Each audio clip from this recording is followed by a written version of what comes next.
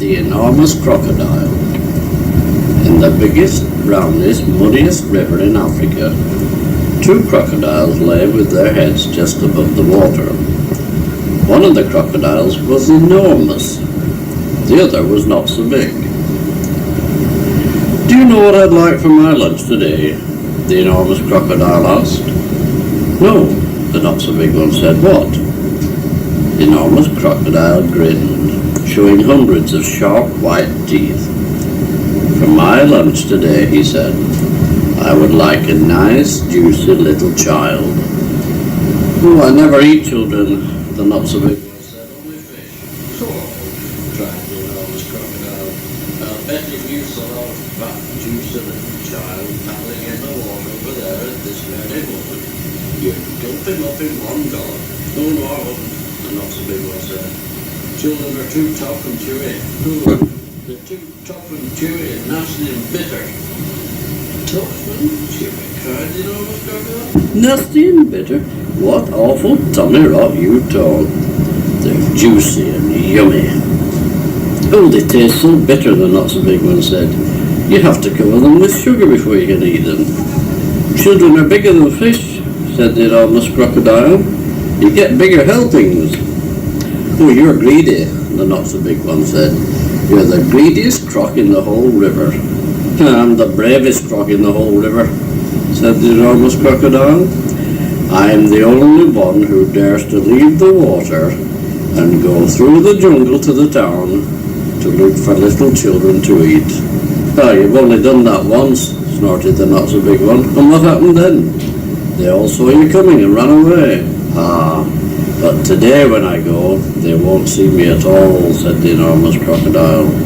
"Of course they'll see you," the not so big one said. "You're so enormous and ugly. They'll see you from miles away." The enormous crocodile grinned again, and his terrible sharp teeth sparkled like knives in the sun. "Nobody will see me," he said, "because this time I've thought of secret plans and clever tricks." "Clever tricks?" said the not so big one. "You've never done anything clever in your life. You're the stupidest croc on the whole river." "I'm the cleverest croc on the whole river," the enormous crocodile answered. "For my lunch today, I shall feast upon a fat, juicy little child, while you lie here in the river feeling hungry. Goodbye." The enormous crocodile swam to the side of the river and crawled out of the water. A gigantic creature was standing in the slimy, oozy mud on the river bank. It was Humpy Rumpy, the hippopotamus. "Hello," said Humpy Rumpy. "Where on earth are you going off to at this time of day?" "I have secret plans and clever tricks," said the crocodile. "Oh dear," said Rumpy. "I'll bet you're going to do something horrid." The enormous crocodile grinned at Humpy Rumpy and said, "I'm going to fill my hungry, empty tummy with something yummy, yummy, yummy." "What's so yummy?" asked Humpy Rumpy. "Try to guess," said the crocodile. "It's something that walks on two legs." "You don't mean," said Humpy Rumpy, "you don't really mean you're going to eat a little child?" "Of course I am," said the crocodile. "Oh, you horrid, greedy, grumptious brute," cried Humpy Rumpy. "I hope you get caught and cooked and turned into crocodile soup." The enormous crocodile laughed out loud at Humpy Rumpy. Then he waddled off into the jungle. Inside the jungle, he met Trunky the elephant. Trunky was nibbling leaves from the top of a tall tree, and he didn't notice the crocodile at first. So the crocodile bit him on the leg. "Oh!" said Trunky in his big deep voice. "Who did that?" "Oh, it's you, is it, you beastly crocodile? Why don't you go back to the big brown muddy river where you belong?" "I have secret plans and clever tricks," said the crocodile. "You mean you've nasty plans and nasty tricks," said Trunky. "You've never done a nice thing in your life." The enormous crocodile grinned up at Trunky and said, I'm off to find the yummy child for lunch. Keep listening and you'll hear the bones go crunch. Oh, you wicked beastly beast, cried Trunky. Oh, you foul and filthy fiend. I hope you get squashed and squished and squizzled and boiled up into crocodile stew. The enormous crocodile laughed out loud and disappeared into the thick jungle. A bit further on, he met Muggle-Wump the monkey. Muggle-Wump was sitting in a tree eating nuts. Hello, Crocky, said Muggle-Wump. What are you up to now? I have secret plans and clever tricks, said the crocodile. Would you like some nuts? Asked Muggle-Wump. I have better things to eat than nuts, sniffed the crocodile. Oh, I didn't think there was anything better than nuts, said Muggle-Wump. Ha ha, said the enormous crocodile. The sort of things that I'm going to eat have fingers, toenails, arms, and legs and feet. Muggle-Wump went pale and began to shake all over. You aren't really going to gobble up a little child, are you? He said. Of course I am, said the crocodile. Clothes and all, they taste better with the clothes on. Oh, you horrid huggish croc, said Muggle-Wump. You slimy creature. I hope the buttons and buckles all stick in your throat and choke you to death. The crocodile grinned up at Muggle-Wump and said, I eat monkeys too. And quick as a flash, with one bite of his huge jaws, he bit through the tree that Muggle-Wump was sitting in, and down he came. But just in time, Muggle-Wump jumped into the next tree and swung away through the branches. A bit further on, the enormous crocodile met the roly-poly bird. The roly-poly bird was building a nest in an orange tree. Hello there, enormous crocodile, sang the roly-poly bird. We don't often see you up here in the jungle. Ah, said the crocodile, I have secret plans and clever tricks. I hope it's not something nasty, sang the roly-poly bird. Nasty, cried the crocodile. Of course it's not nasty, it's delicious. It's luscious, it's super, it's muscious, it's duper. It's better than rotten old fish. You mash it and munch it, you chew it and crunch it. Oh, it's lovely to hear it go squish. Oh, must be berries, sang the roly-poly bird. Berries are my favourite food in the world. Is it raspberries, perhaps, or could it be strawberries? The enormous crocodile laughed so much his teeth rattled together like pennies in a money box. Crocodiles don't eat berries, he said. We eat little boys and girls, and sometimes we eat roly-poly birds as well. Very quickly, the crocodile reached up and snapped his jaws at the roly-poly bird. He just missed the bird, but he managed to catch hold of the long, beautiful feathers in its tail. The roly-poly bird gave a shriek of terror and shot straight up into the air, leaving its tail feathers behind in the enormous crocodile's mouth. At last, the enormous crocodile came out of the other side of the jungle, into the sunshine. He could see the town not far away. Oh, he said, talking aloud to himself. Aha! That walk through the jungle has made me hungrier than ever. One child isn't going to be nearly enough for me today. I won't be full up until I've eaten at least 3 juicy little children. He started to creep forward towards the town. The enormous crocodile crept over to a place where there was a lot of coconut trees. He knew the children from the town often came here looking for coconuts. The trees were too tall for them to climb, but there were always some coconuts on the ground that had fallen down. The enormous crocodile quickly collected all the coconuts that were lying on the ground. He also gathered together several fallen branches. Now for clever trick number 1, he whispered to himself. It won't be long before I'm eating the first part of my lunch. He took all the coconut branches and held them between his teeth. He grasped the coconuts in his front paws. Then he stood straight up in the air, balancing himself on his tail. He arranged the branches and the coconuts so cleverly that he now looked exactly like a small coconut tree standing among the big coconut trees. Soon, two children came along. They were brother and sister. The boy was called Toto, his sister was called Mary. They walked around looking for fallen coconuts, but they couldn't find any because the enormous crocodile had gathered them all up. "Oh, look!" cried Toto. "That tree over there is much smaller than the others, and it's full of coconuts. I think I could climb that one quite easily if you'd give me a help up first." So Toto and Mary ran towards what they thought was the small coconut tree. The enormous crocodile peered through the branches, watching them as they came closer and closer. He licked his lips. He began to dribble with excitement. Suddenly there was a tremendous whooshing noise. It was Humpy Rumpy, the hippopotamus. He came crashing and snorting out of the jungle.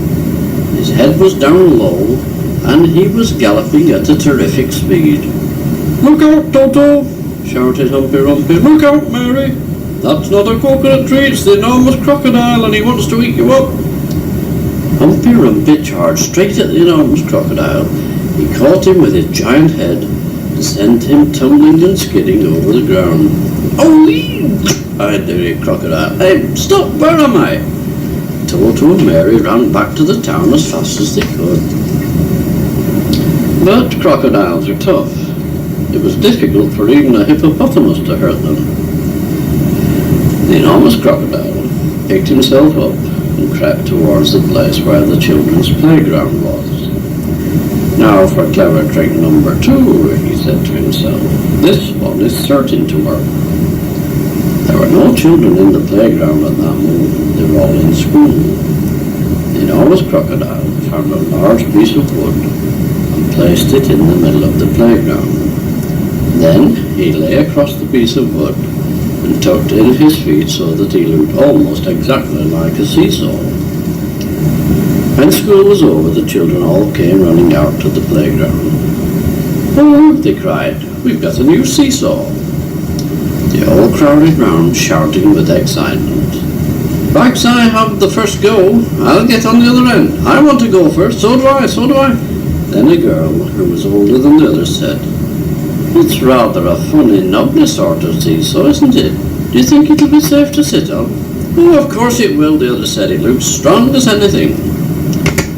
The enormous crocodile opened one eye just a tiny bit and watched the children who were crowding around him. Soon, he thought, one of them is going to sit on my head. Then I will give a jerk and a snap, and after that it'll be yum, yum, yum. At that moment, there was a flash of brown and something jumped into the playground and hopped up on top of the swings. It was Muggle-Wump the monkey. "Run!" Muggle-Wump shouted to the children. "All of you, run, run! That's not a seesaw. It's the enormous crocodile, and he wants to eat you up." The children screamed and ran for their lives. Muggle-Wump disappeared back into the jungle, and the enormous crocodile was left all alone in the playground. He cursed the monkey and wobbled back into the bushes to hide. "I'm getting hungrier and hungrier," he said. "I shall have to eat at least 4 children now before I'm full up." The enormous crocodile crept around the edge of the town, taking great care not to be seen. He came to a place where they were getting ready to have a fair. There were slides and swings and dodging cars and people selling popcorn and candy floss. There was also a big roundabout. The roundabout had marvellous wooden creatures for the children to ride on. There were white horses and lions and tigers, mermaids with fishes' tails, and fearsome dragons with red tongues sticking out of their mouths. "Now for clever trick number 3, said the enormous crocodile, licking his lips. When no one was looking, he crept up onto the roundabout and put himself between a wooden lion and a fearsome dragon. He sat up a bit on his back legs and he kept very still. He looked exactly like a wooden crocodile on the roundabout. Soon, all sorts of children came flocking into the fair. Several of them ran towards the roundabout. They were very excited. "I'm going to ride on a dragon," cried one. I'm going on a lovely white horse, cried another. I'm going on the lion, cried a third one. And one little girl, whose name was Jill, said, I'm going to ride on that funny old wooden crocodile. The enormous crocodile kept very still, but he could see the little girl coming toward him. Yummy, yum, yum, he thought. I'll gulp her up easily in one gulp. Suddenly, there was a swish and a swoosh, and something came swishing and swooshing out of the sky. It was the roly-poly bird. He flew round and round the roundabout, singing, Look out, Jill, look out, don't ride on that crocodile. Jill stopped and looked up. That's not a wooden crocodile, sang the roly-poly bird. It's the real one, it's the enormous crocodile from the river, and he wants to eat you up. Jill turned and ran, so did all the other children. Even the man who was working the roundabout jumped off it and ran away as fast as he could. The enormous crocodile cursed the roly-poly bird, who waddled back into the bushes to hide. I'm so hungry now, he said to himself, I could eat 6 children before I'm full up. Just outside the town there was a pretty little field with trees and bushes all round it. This was called the picnic place. There were several wooden tables and long benches, and people were allowed to go there and have a picnic at any time. The enormous crocodile crept over to the picnic place. There was no one in sight. Now for clever trick number 4, he whispered to himself.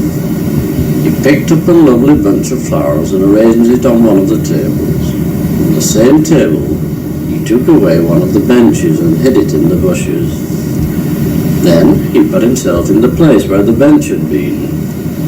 By tucking his head under his chest and by twisting his tail out of sight, he made himself look very much like a wooden bench with 4 legs. Soon 2 boys and 2 girls came along carrying baskets of food. They were all from one family, and the mother had said they could go out and have a picnic together. Which table shall we sit at? Said one. Let's take the table with the lovely flowers on it, said another. The enormous crocodile kept as quiet as a mouse. I shall eat them all, he said to himself. They'll come and sit on my back, and I will swizzle my head round quickly, and after that it'll be squish, crunch, gallop. Suddenly, a big deep voice from the jungle shouted, Stand back, children! Stand back, stand back! The children stopped and stared at the place where the voice was coming from. Then, with a crashing of branches, Trunky the elephant came rushing out of the jungle. That's not a bench you were going to sit on, he bellowed. That's the enormous crocodile, and he wants to eat you all up. Trunky trotted over to the spot where the enormous crocodile was standing. Quick as a flash, he wrapped his trunk around the crocodile's tail and hoisted him up into the air. Hey, let me go, yelled the enormous crocodile, who was now dangling upside down. Let me go, let me go. No, Trunky said, I will not let you go. We've all had quite enough of your clever tricks. Trunky began to swing the crocodile round and round in the air. At first he swung him slowly, then he swung him faster and faster and faster and faster still. Soon the enormous crocodile was just a blurry circle going round and round Trunky's head. Suddenly, Trunky let go of the crocodile's tail, and the crocodile went shooting high up into the sky like a huge green rocket. Up and up he went, higher and higher, faster and faster. He was going so fast and so high that soon the earth was just a tiny dot miles below. He whizzed on and on, he whizzed far into space, he whizzed past the moon, he whizzed past stars and planets, until at last, with the most tremendous bang, the enormous crocodile crashed headfirst into the hot, hot sun, and he was sizzled up like a sausage.